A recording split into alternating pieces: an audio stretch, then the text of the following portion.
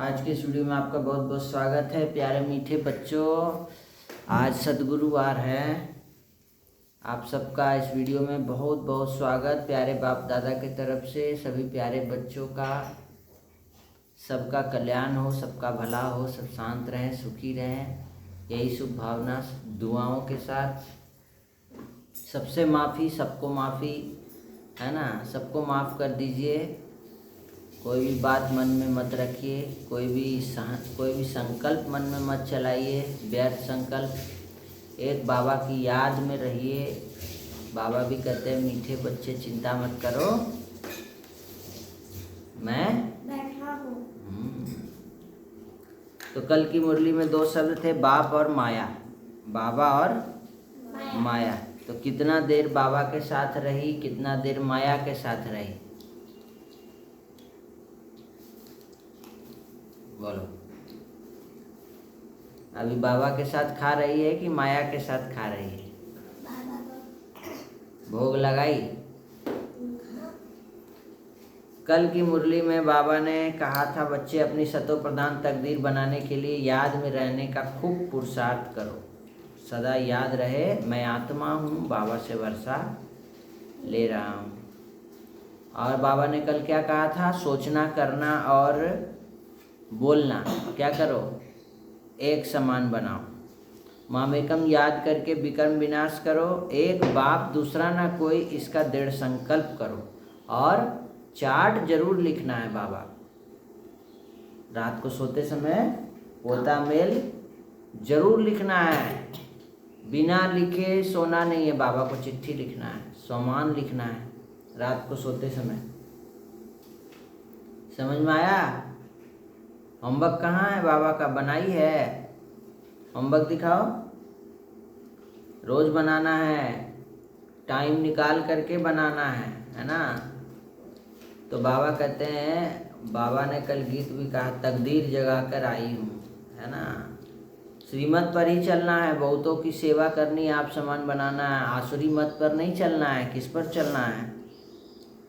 श्रीमत पर ही हमको चलना है। याद की मेहनत से आत्मा को क्या बनाना है? बैटरी को चार्ज करना है, सतो प्रधान बनाना है।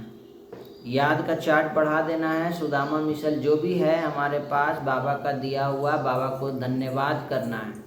और उसमें से ही सुदामा मिसल हमको चावल मुट्ठी लगा के सबको सफल करना है और सर्व कामनाएं सिद्ध करनी। ठीक है, दिल से कहना है। तो बाबा भी कहेंगे मेरे बच्चे आ जाओ, बच्चे आओ, मेरे प्यारे मीठे मीठे बच्चे। ऐसे बाबा कहते हैं ना। जब हम लोग बाबा को दिल से मेरा बाबा कहते हैं तो बाबा भी हमको गले लगा देते। और स्नेह, यही स्नेह छत्र छाया का काम करता है। तो हमको बाबा का हाथ कभी नहीं छोड़ना है। याद से आत्मा को सतो प्रधान बनाना है। तो एक बहुत ही सुंदर अनुभव जो शेयर किया गया है, ब्रह्मा कुमारी अनीता बहन, उसने क्या, थोड़ा सा मैं पढ़ता हूँ, आप ज्ञानामृत में पढ़ सकते हैं। ये है ज्ञानामृत अगस्त 2025 का। योग का समय बढ़ा देती हूँ, कार्य सहज हो जाता है। लौकिक बच्चे की इच्छा थी कि डॉक्टर बने, लेकिन मेरे पास इतने पैसे नहीं थे कि कोचिंग के लिए कहीं बाहर भेजूँ। तो बच्चे ने कहा मैं घर पर रहकर तैयारी करूँगा। बाबा की फ़ोटो हमेशा अपने स्टडी टेबल पर रखता था और बाबा पर पूरा विश्वास था कि बाबा मदद ज़रूर करेगा।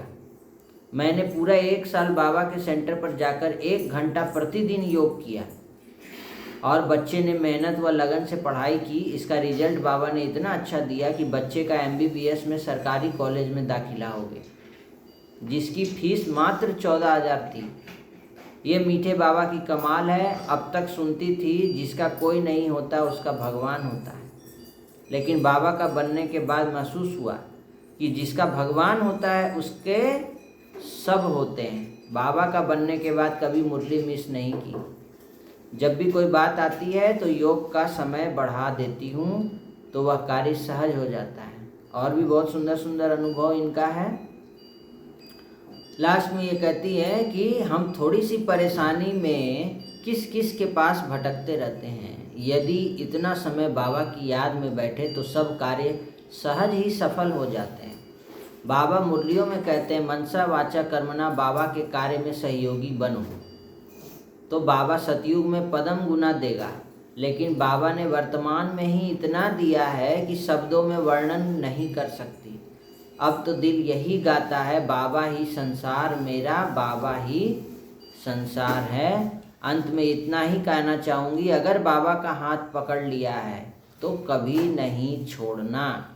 चाहे कितना भी बड़ा से बड़ा माया आ जाए, विनाश आ जाए, है ना, अपने साथ छोड़ दें, कुछ भी हो जाए, सब कार्य गुप्त रीति से बाबा करता रहेगा। काम बाबा करेगा, नाम तुम्हारा कर देगा। हर परिस्थिति में, हर संबंध में बाबा को साथ रखेंगे तो सब संबंध अच्छे हो जाएंगे। समझा? बहुत ही सुंदर अनुभव। और आज की मुरली में देखो बाबा क्या बोले हैं। आज बाबा ने कहा, मीठे बच्चे अभी तुम्हारी सुनवाई हुई है। सुनवाई कहाँ होता है? कोर्ट में ना। तो हम लोगों ने भी बाबा से कितना बाबा को याद किया, बाबा ने हमारी सुन ली है। आखिर वो दिन आ गया जब तुम उत्तम से उत्तम पुरुष इस पुरुषोत्तम संगम युग पर बन रहे हो। आखिर वो दिन आया आज, है ना, आ गया ना। बाबा ने हमें चुन लिया ना। जो भी बाबा के बच्चे सुन रहे हैं, बाबा ने हम बच्चों को चुन लिया। कोटों में कोई में भी कोई में, है ना। और हम पर राहु केतु जो भी ग्रह चल रहे थे सब खत्म, और एक बृहस्पति की दशा बाबा ने हम पर चढ़ा दी, कहा जाता है ना। अच्छा, हार जीत से संबंधित कौन सा एक भ्रष्ट कर्म है जो मनुष्य को दुखी करता है? बताओ। आज की मुरली से 2 शब्द ले लीजिए, हार और जीत।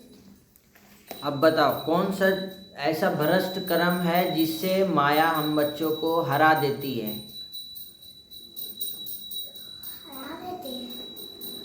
और कौन सा ऐसा कर्म है जो माया से हम लोग जीत जाते हैं? है ना। तो बाबा ने आज बच्चों को बताया है, बहुत ऐसे ऐसे कर्म होते हैं। गलत फिल्म देखना, है ना, सिनेमा देखना, मोबाइल में टाइम वेस्ट करना। और आज बाबा ने जुआ खेलने का भी बोला है कि ये भी मनुष्यों को भ्रष्ट बनाती है ना।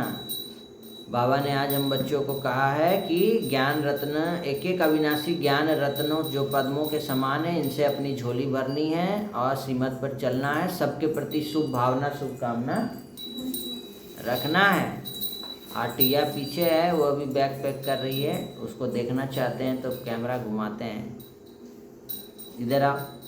प्रेम से भरपूर ऐसी गंगा बनो जो आपसे प्यार का सागर बाप दिखाई दे, है ना।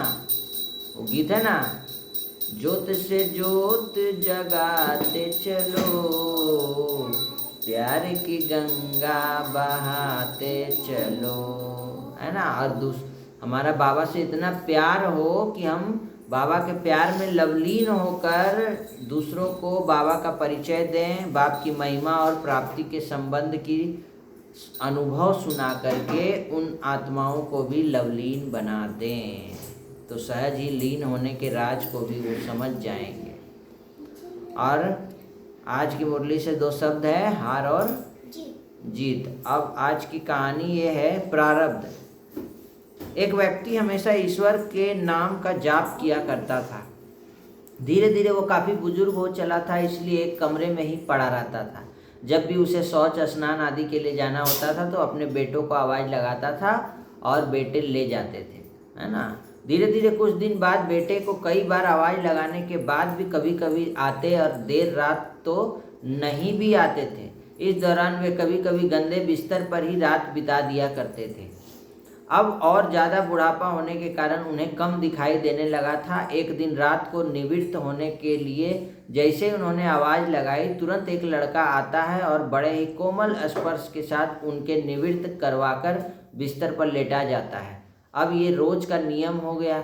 एक रात उनको शक हो जाता है कि पहले तो बेटों को रात में कई बार आवाज़ लगाने पर भी नहीं आते थे, लेकिन ये तो आवाज़ लगाते ही दूसरे क्षण आ जाता है और बड़े कोमल स्पर्श से सब निवृत्त करवा देता है। एक रात वह व्यक्ति उसका हाथ पकड़ लेता है और पूछता है कि सच बता, तू कौन है? मेरे बेटे तो ऐसे नहीं हैं।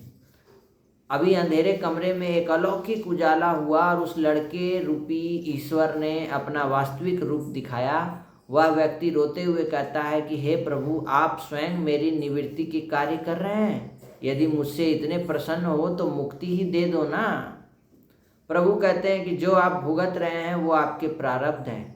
आप मेरे सच्चे साधक हैं, हर समय मेरा नाम जप करते हैं, इसलिए मैं आपकी प्रारब्ध भी आपकी सच्ची साधना के कारण स्वयं कटवा रहा हूँ। व्यक्ति कहता है कि क्या मेरे प्रारब्ध आपकी कृपा से भी बड़े हैं? क्या आपकी कृपा मेरे प्रारब्ध नहीं काट सकती? प्रभु कहते हैं कि मेरी कृपा सर्वोपरि है, ये अवश्य आपके प्रारब्ध काट सकती है, लेकिन फिर अगले जन्म में आपको ये प्रारब्ध भुगतने फिर से आना होगा। यही कर्म का नियम है, इसीलिए आपके प्रारब्ध मैं स्वयं अपने हाथों से कटवाकर इस जन्म मरण से आपको मुक्ति देना चाहता हूँ। ईश्वर कहते हैं प्रारब्ध 3 तरह के होते हैं, मंद, तीव्र तथा तीव्रतम। मंद प्रारब्ध मेरा नाम जपने से कट जाते हैं। तीव्र प्रारब्ध किसी सच्चे संत का संग करके श्रद्धा और विश्वास से मेरा नाम जपने पर कट जाते हैं। और तीव्रतम प्रारब्ध भुगतने ही पड़ते हैं, लेकिन जो हर समय श्रद्धा और विश्वास से मुझे जपते हैं उनके प्रारब्ध मैं स्वयं साथ रहकर कटवाता हूँ और तीव्रता का एहसास नहीं होने देता हूँ। तो ये कहानी आपको कैसी लगी, है ना? ट्रैफिक कंट्रोल का काम आ गया है। अब फिर से मिलते हैं नई वीडियो में। योग की क्रिया। ट्रैफिक कंट्रोल कंप्लीट हुआ और हम लोगों ने बाबा को बहुत दिल से याद किया। और हार और जीत आज की मुरली से 2 शब्द याद रखेंगे। बाबा के साथ रहकर आत्मा को सतो प्रधान बनाएंगे, बैटरी को चार्ज करेंगे, है ना? और आज के लिए इतना ही, फिर से मिलते हैं। चलिए, इन दोनों को स्कूल छोड़ने का समय हो गया है। आध्यात्मिक क्लास ख़त्म हुई और आपका दिन शुभ हो, सबका कल्याण हो, सबका भला हो, सब शांत रहें, सुखी रहें, निरोगी रहें, स्वस्थ रहें, नशा मुक्त रहें। बाबा हमें शक्ति प्रदान कर रहे हैं हर प्रकार के व्यसन से, नशे से दूर रहने की। ओम शांति।